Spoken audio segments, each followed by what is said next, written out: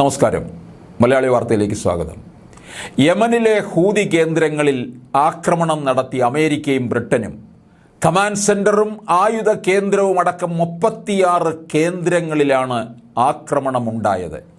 ആഗോള വ്യാപാരത്തെ തടസ്സപ്പെടുത്തുകയും മനുഷ്യ ജീവനുകൾ അപകടത്തിലാക്കുകയും ചെയ്തുകൊണ്ട് ചെങ്കടലിൽ ഹൂതികൾ നടത്തിയ ആക്രമണങ്ങൾക്കുള്ള മറുപടിയാണിതെന്ന് അമേരിക്ക പറയുന്നു.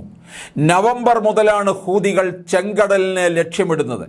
ഇസ്രയേൽ ഹമാസ് യുദ്ധ പശ്ചാത്തലത്തിൽ പലസ്തീനെ പിന്തുണച്ചുകൊണ്ട് ഇസ്രയേലുമായി ബന്ധമുള്ള കപ്പലുകളെ ലക്ഷ്യം വെച്ചായിരുന്നു ഇവരുടെ ആക്രമണം.